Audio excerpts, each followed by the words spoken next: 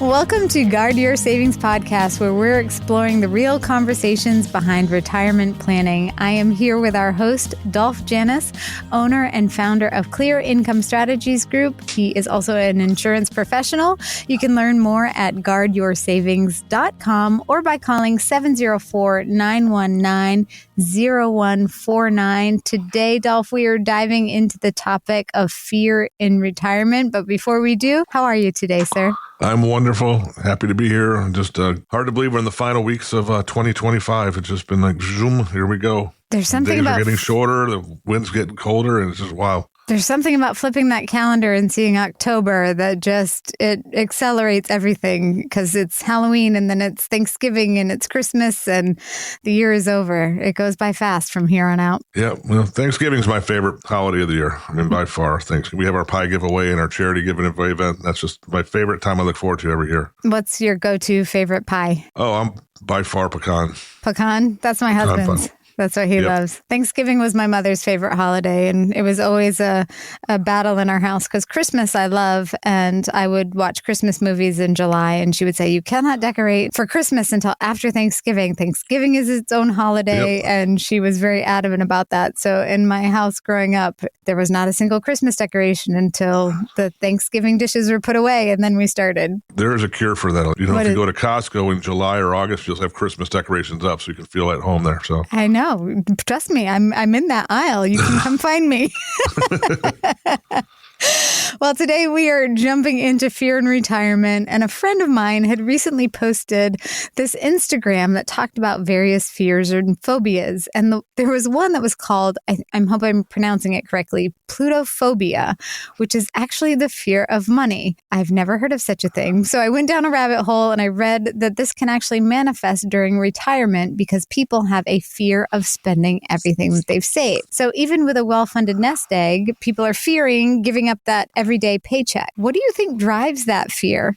And how can they change their mindset about it? Changing the mindset's nearly impossible. I mean, because once you get set in your ways, and a lot of it's the way you were grown up and you were raised when you're growing up, and people fear change. I mean, there's a fear for everything, but a lot of people out there fear change, fear like having a second opinion, fear of working with another advisor or whatever. It's like, what's best for the family? It's like, I've been with this advisor for 25 years. And it's like, well, yeah, but now he's 90 years old. You think he's outlived his time. Get another opinion. But when you're looking at like the fear of money or fear of spending money, first person I think of is Alan Harper from 2.5 Men. I mean, they would squirt oil to open his wallet to pay for anything because he was so cheap because he just didn't spend any money because he's the fear of running out of money. And I think that's where it all stems from is people are living longer.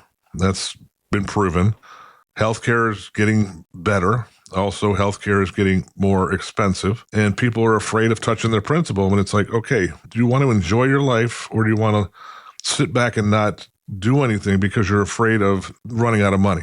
And most people say, well, I don't want to run out of money. I mean, more people are afraid of public speaking and spiders than they are of dying. And it's a part of life. I mean, there's a beginning, a middle, and an end to every story in this world. I mean, you and I, when we start the podcast, that's the beginning. What we talk about is the middle. Then we have the ending. Getting to the ending is always one of the better parts. Like the movies, most movies when you go to is a great ending. So when you're putting your financial plan together, it doesn't matter how much money you have. And I've been doing this for over 20 years, and I talk to different clients. And some of the clients that are in the worst positions are the ones with the most money because they don't have their systems in place, and they're spending $15,000 to $20,000 every month, but they don't have enough income to cover that if they divide by that rule of 4 that's now at 2.8 of their portfolio, because they don't have the systems to set up for income. Too many people out there relying on Social Security, again, as their main source of income because they didn't properly set their account up for income. Now, if you can subsidize your income to cover your costs in retirement, you're already ahead of the game.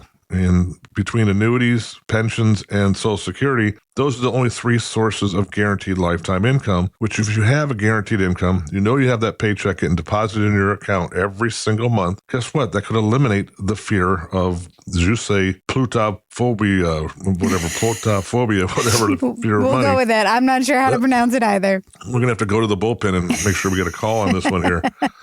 But changing your mindset, don't be afraid of what you've earned. I mean, it's amazing. You look at these servers, these younger people, they bust their you-know-whats waiting the tables. They make $100 in tips that night, and they come home with 40. And because they're just throwing money around like, oh, it's always going to be more tomorrow. Always going to be more tomorrow. Then they hit 30 and they start 40 and they're like, wait, I haven't even saved for retirement. And then now they're 50 years old and the average 50-year-old in America has less than $20,000 saved for retirement because they've blown it all. And hence now they've created that fear, plutophobia, whatever we want to call it. And now they're afraid to spend money because they're like, they've blown so much and wasted so much. And that's where I come in. It's like when I'm talking to clients, it's like, let's set up your income first. Let's educate you on your finances second and get rid of all your worries third. And once you start putting the systems in place and taking your plans together, I mean, it's not a hard process. It's just called dedication. And having a plan. It starts with having a plan. So I hear so many people talk about the go-go and slow-go and no-go years. How do you implement that? Is that a philosophy that you agree with, that you follow? And if you do, how can people plan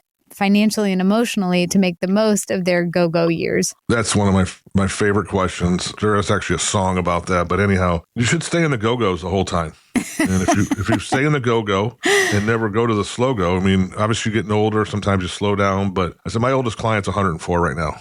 Wow. And she still drives. She has a glass of bourbon a night. She smokes one cigar a week. And then she'll play 9 holes once a month. Oh, she my stays goodness. active. And that's the go-go years. The part of it is, first of all, it's how you treat your body.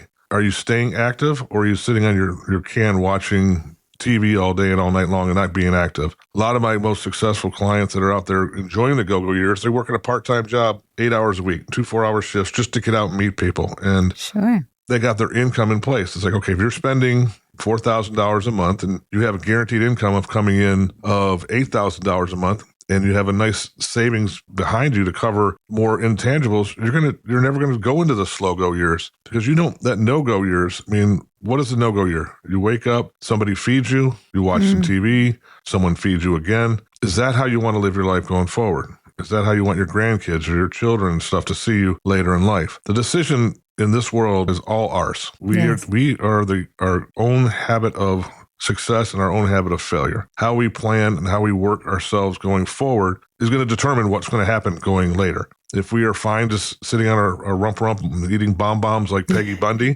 fine. But then if you go yada, yada, yada, then you're playing tennis once a week, you're playing pickleball, you're going out with your friends and playing rummy or roulette and go on vacations, you're going to enjoy your life a lot more. And you don't want to, I mean, the go-go and slow-go, just go yada, yada, yada, and just bypass all of it and just get it over with. You drop all of these nuggets of wisdom, and I want to put them on T-shirts, but you say them so fast that I'm going to have to go back and listen to the podcast myself just so that I can get them. But I swear, these should be on T-shirts. We don't want to have a no-go season. We want to be go-go. We want to slide right into that grave at the end of it going, woo, what a great life I've lived, not just sitting and, as you said, feeling like we can't live our best lives because we haven't put a plan in place that allows us to do so financially. Yeah, I mean, if you look at like business owners, I mean, I don't know which part of Atlanta you live in, but here in Charlotte, we have more pizza places than Carter has liver pills. I mean, they're just all over the place. And they're charging these outrageous rates and wondering why they're not making it. I mean, people are and then we know the overpricing gouging that's going on in America today. I mean, right. $5 for a soda or $8. I went to a football game in Detroit a couple of weeks ago and it was $9 for a bottle of water. But I mean, wow. If restaurants are charging these prices, and like I'm thinking back to like the mom and pop store in Seinfeld, it was sitting on the corner, it's been there for 50 years. They want to stay in business, but what are they doing to stay up with the times? You have to adjust. I mean, because life today is different than it was 5 years ago. I mean, that was COVID 5 years ago. Just think about how quick that was going. And 5 years before that, how was life? And then 5 years before that, we were in 2008 and how everybody was crashed and worrying about losing all this money. I mean, you got to adapt for the times that you're in today for you can prepare for the situation that's going to potentially happen till tomorrow. And when you're looking at the whole plan, it's like you look back when Jerry and Kramer were sitting in that, and then the chicken rooster opened up in their apartment complex, and Kramer had this red light beaming in his apartment for constantly, and it turned him into like a zombie, and then they switched apartments, and they did the same thing to Jerry. They didn't expect that chicken rooster sign to be there. They weren't ready for a plan, but once the chicken sign there, what did they do about it? They didn't do a darn thing. They just tried to continue their life and deal with the sign. Well, the normal person would have put blocks on the window, covered the window, whatever, and then moved on with life. It's like how you adapt to change is how the change is going to adapt to you. That's fantastic. See right there. There's another T-shirt. How you adapt to change. Like Forrest Gump and make those, but just be happy. Mom always said. Life is like a box of chocolates. Yes, Mama. So if someone is struggling with, we're going to call it plutophobia, what are some steps that they can take if they sit down and they have a conversation? What can they be doing right now that they can start diving into those waters without feeling like they're drowning? That's a great way of wording it. I mean, you can take a horse to water, but you can't make him drink it. And it's a simple rule. It's like you can put food in front of a kid, but you can't make him eat it. And it's like, if you don't feed them vegetables when they're young, they ain't going to eat vegetables when they're older either. That's so true. But changing someone's habits is get the fear of money out of their head and get the relaxation of confidence reinstored inside of them. You follow some sports, don't you? I don't know what teams you like, but I do. There's a thing called momentum.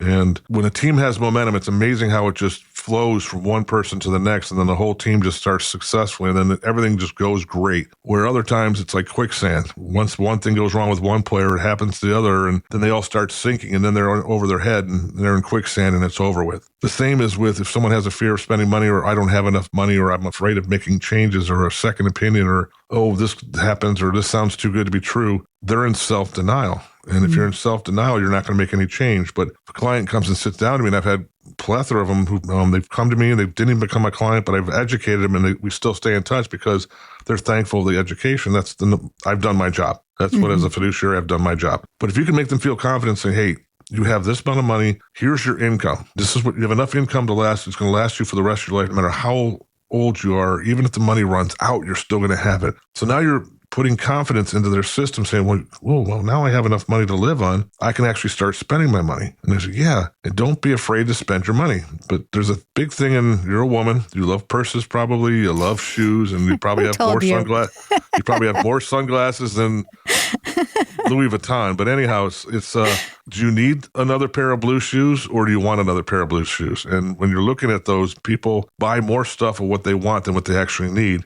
And then when it comes down in life and you need something, you're like, oh, I can't get that because I bought all the stuff I want that I don't need no more. Your wants turned into your needs and vice versa, and then you're starting all over again. You call yourself an educator first, and I couldn't agree more, Dolph. I so enjoy having these conversations with you, and unfortunately, fear in retirement is more common than we think, but it does not have to be that way, and it certainly doesn't have to be permanent. So whether you're letting go of a paycheck and you're just stepping into your go-go years, the key is to keep those go-go years going and having a partner that you can sit down with and have these conversations. So if you're ready to take that first step toward living today so that you can have your best go-go years, reach out to Clear Income Strategies Group at guardyoursavings.com, or you can call 704-919-0149. On the website, Guard Your Savings, you can schedule a complimentary, no obligation consultation with Dolph. Sit down, look at your portfolio, and have a realistic conversation about where you're at and where you want to go. Dolph, any final words? Thanks for listening again, folks. Go to the info@cisforlife.com and give us your topics that you'd like to talk to. Like this part of the conversation we just had today was from Lori from Huntersville, because she was wondering about a different way about fear of money. So the Instagram that you received about the plutophobia, whatever. So Lori, anyhow, thanks, Lori, for listening. And keep those questions and comments coming in. Fantastic. God bless everybody. Dolph, I look forward to the next one. You take care and stay safe. You too. By contacting us, you may be provided with information about insurance products, including annuities offered through Dolph Janis, North Carolina Insurance License number 8483456. Annuity guarantees rely on the financial strength and claims-paying ability of the issuing insurance company. Read your contract for restrictions, limitations, or penalties. Dolph Janis is not licensed in all 50 states. To find out if Dolph Janis is licensed in your state, please call 704-919-0149.